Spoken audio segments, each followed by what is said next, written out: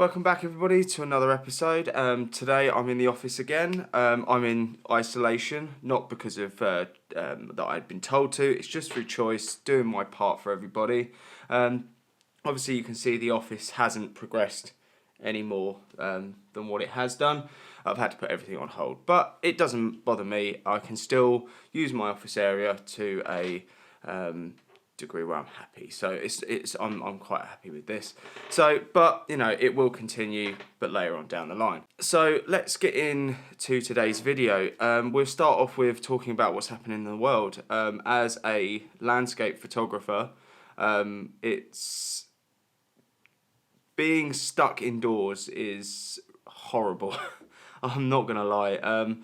I want to get out with my camera for only a few hours at a time, but I can't. But that obviously leads me on to the question that what to do as a landscape photographer when you're stuck indoors. It's kind of weird that like you find all this time for yourself or with your family, and then that bit of time where you used to go out and photograph, what do you do with that spare time? So over the last couple of days I've been thinking about making a video where you can do little things at home to keep yourself occupied. It's not about this video is not about taking images indoors. It's all about getting ready for the next push. Getting ready for when all of this is over, everything's ready to go, bags are packed, everything's good, and we can just go straight out and it will be fantastic. So let's just dive straight into it. Let's look at some things that we can do as landscape photographers that I've come up with. They may just be day-to-day things for every landscape photographer that's watching this, but for me, I don't always have that time to do it after every trip or before every trip, so I'm going to use this time to do the things that I'm going to talk about, basically. So let's dive into the first one, camera cleaning. Let me just get rid of my camera. Now, I am shooting my stills still on the Canon 80D. I have thought about upgrading, but at the moment, this camera's still fairly new. It's a couple of years old, but it's in very good condition. It's barely taken any images as such. It's not exceeding its lifespan at all, and it's a fantastic image camera, and it's very good for video as well. So when I first started this channel, this was my stills and video camera, and it's only recently I purchased a 200D to go to my vlogging setup and video setup, because I know that camera there, it's virtually the same. Well, it is the same, just in a different body. The sensor's the same. So yeah, I know that one's very good. But it's all. I absolutely adore this camera, and I should treat it a little bit better when it comes to keeping it nice and clean. Obviously, the screen you can see is very mucky. I've lost the viewfinder. Well, I didn't actually lose it. I lost it, and my friend found it, and it was broken in his car. So I've still got it. But I very rarely use the viewfinder. It's always the live view I use when I'm out in the field anyway. So, but yeah, keeping your camera clean. So what can we do to keep the camera clean? Well, there's a few things you can do. You can use sensor cleaners, which is like a little swab and things like that. I do my own, but I would recommend, if you do not feel comfortable, don't do it. There's plenty of camera manufacturers out there that would do it for you. But obviously, if you're capable of doing it and you trust yourself, then it's worth a go. There's videos on how to do this online. There's a couple of good ones out there, and I'm sure if you just put it into the search engine, there'll be the first couple of videos to come up. So yeah, if you don't feel comfortable with cleaning your own sensor, then there's a few other ways you can keep it clean on the inside though, which I can show you now. One of these, it's a little blower. They're absolutely fantastic. This goes everywhere with me in my bag. It weighs nothing, so it's always handy to have. And unscrew the cap, get in there, get all that dust out, and just make sure you hold it down though, never up. Always face the camera down, blow it in there, and then like that. So if there is any light dust in there, it will come straight out, And you can obviously use it on the outside of the camera as well, trying to get into places and things like that. So yeah, it's very good. Don't ever though think that this and the air press cans are the same thing. Do not use one of those air press cans on your sensor. I've seen someone doing it and it ruined the sensor. Don't do it. Always use one of these. Right, so what about like cleaning lenses? You might as well clean all your lenses. You're not using them. They're going to be sitting in your camera bag. And we don't ever want to go out and find that we've got a dirty lens. I mean, they're easy to clean, but when you've got all this time, might as well clean them. I've got one here that is actually fairly dirty, to be honest with you. This is actually one of my favourite lenses that I kind of use. It's the 10-18 from Canon. It's not AL lens, but it doesn't bother me at all in the slightest. I've got some amazing images with this, and I've been taking a lot of my images for the last year or so on these, and everyone has never said, oh, I take it you're shooting L lenses. No, it's on, most of the time it's on this little thing. But yeah, obviously you can see that is not exactly the cleanest of lenses, let's be honest. It's got lots of marks all over it. So yeah, you can clean them.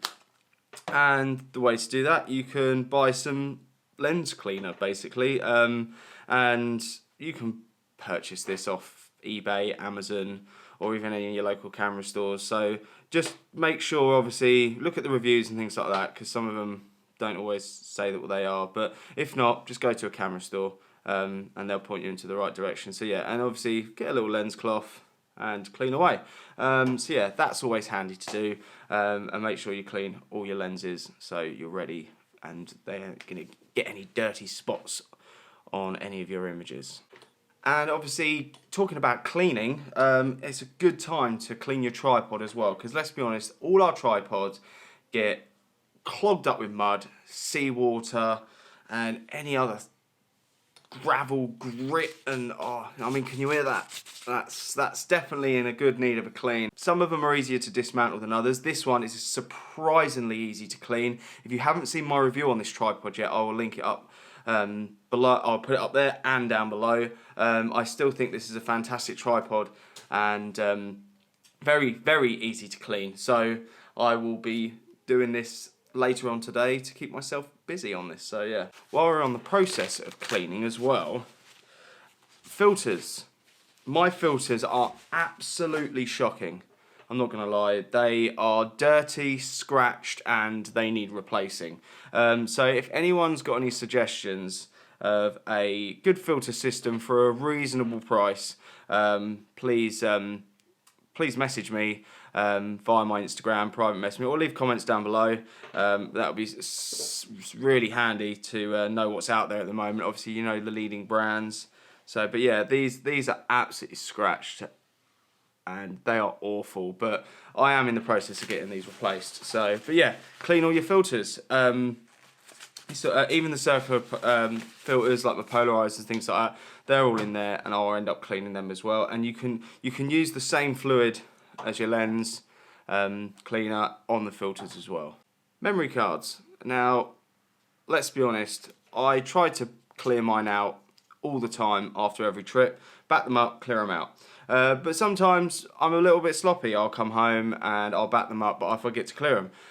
Now's the perfect time to go through all of your backup cards, your main cards, your secondary cards, whatever, how many cards you have carried on you. I try to carry at least sort of 5 or 6 on me. I've got 4 here at the moment. There's one obviously in this camera, and there's one obviously in my ATD already. So, and they're obviously all cleared out, all ready to go.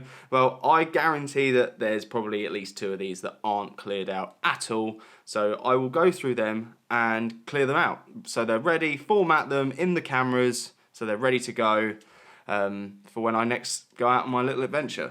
And speaking of storage, it's a perfect time to also go through your computer and all your storage devices. This is my little hard drive, this is my backup drive. So I've got my actual main working drive in my machine behind me, and then obviously this is my backup drive, which obviously all my raw files go on as well as my edited JPEGs. So I know I've got a complete backup of absolutely everything. So, but yeah, it's a good time to go out and clear unwanted images that you've had for years and years and years, you might not ever edit them, or there's lots of similar photos that are the same. So it's a perfect time to go through your whole entire catalogue and start sizing it down to create more space for your next adventures. Because let's be honest, after all this time that we've spent in, we're going to want to go out as much as we can after this and try and photograph everything. And obviously, I'm looking forward to autumn, and I'm guaranteed that I'm going to go on a good few fair trips over to some of my favourite woodlands. So I'm going to need that space, because I'm obviously going to bring you along on the trip as well. So I'm going to need vlogging and video space, as well as obviously all my image spaces. And obviously raw files can get very thirsty for memory. Right, so that brings us to the end of our video. I'd like to say thank you to everybody that supported this channel.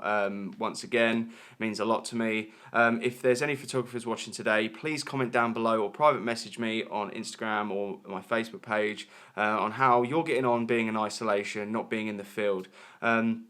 Obviously, these aren't camera hacks as such, they're just little ideas to get you ready to go back out in the field once all this crisis is over. Talking about the crisis quickly, thank you so much to everybody that's doing your part. Just by staying in, keeping yourself isolated. If you're going out, you're only going out for those few minutes to grab essentials. You're not going anywhere near anybody, and just because of that, you're doing your part. It might only be a small part how you feel about it, but globally, it's a massive difference to everybody's health, the health services around the world, and all the emergency services as well. So thank you so much for everybody that's contributing to this global catastrophe. So yeah, stay safe everybody. Subscribe, and there's lots more videos coming up. I still have in the field videos that I've been pushing back a little bit, just so I've got something to show you guys while I'm in isolation. They should have gone, a few of them should have gone up already, but I pushed them back, and I've got a few other little office ideas as well to come up. So thank you so much for watching. I will see you all very soon. Stay safe, and I'll see you on the next one.